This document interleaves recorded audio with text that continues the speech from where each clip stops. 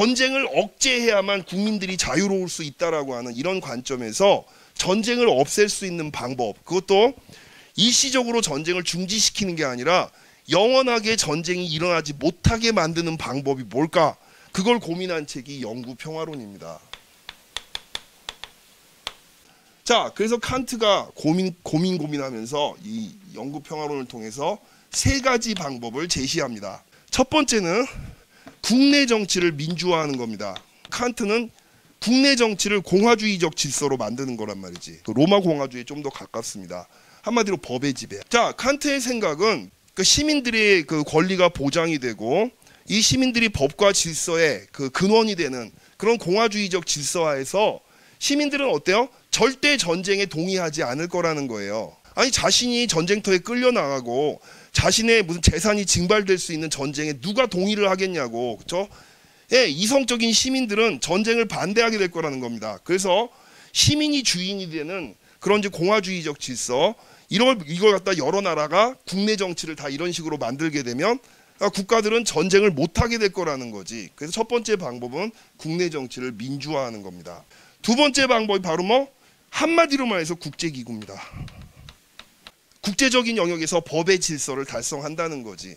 그걸 보장하기 위해서 뭐야? 예, 국제기구의 역할이 되게 중요하다고 본 거예요.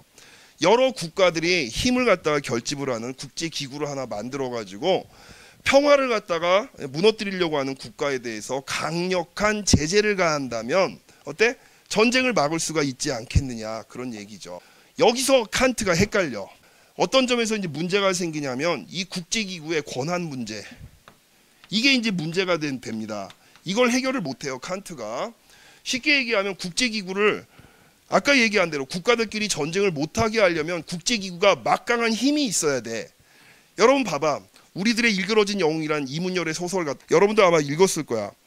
학급에서 반의 질서를 갖다 잡을 때 엄석대라고 힘이 센 애가 한 명 딱 나와가지고 막 애들 싸우려고 할 때 엄석대는 싸움도 잘해야지. 그쵸? 야, 너네들 싸우지 마.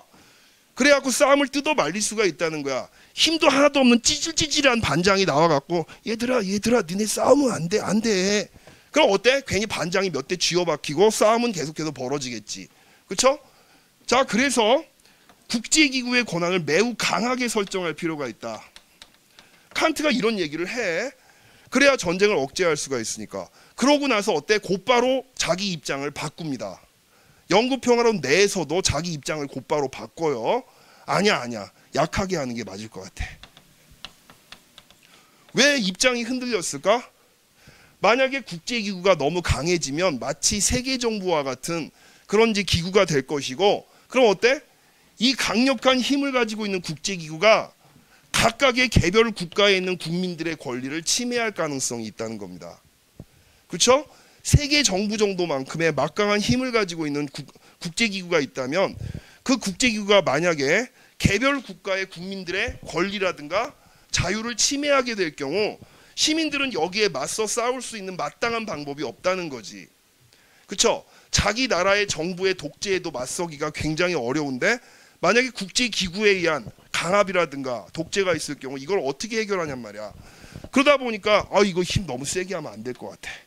약하게 만들어야 되겠다. 그냥 국가들끼리 모여가지고 의견을 갖다 조정하는 그 정도의 역할만 하면 되지 않을까? 이렇게 입장을 바꿔요.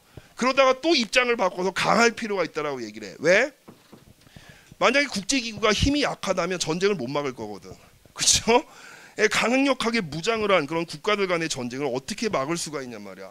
그러니까 여기서 답을 못 내려. 안타깝게도 칸트는 여기에서 왔다 갔다 하면서 답을 못 내립니다. 영구평화를 달성하기 위해 칸트가 제안하는 세 번째 방법이 있습니다. 세 번째 방법이 바로 뭐? 바로 국제무역이야. 시민들끼리 국경을 넘어갖고 어떤 이제 그 교역 같은 것들을 갖다 자유롭게 하게 되면 그 교역을 통해 서로 간에 이익을 갖다 공유할 수가 있다는 거지. 그런 상황에서 해당 시민들이 속한 그 해당 정부가 국가들끼리 전쟁을 갖다 하거나 갈등을 벌이게 될 때 이 자유무역을 갖다 하는 힘들은 강력하게 전쟁을 억제할 수 있는 요소가 될 거라는 겁니다. 그렇겠죠? 자기들의 무역을 통한 이득이 전쟁으로 인해 갖고 침해받을 것을 동의할 만한 그런 시민들은 없을 거란 말이지. 그래서 이 세 가지 방법이 달성이 되어야 전쟁의 가능성을 억제할 수 있다라고 하는 게 칸트의 영구 평화론이에요. 이게 핵심입니다.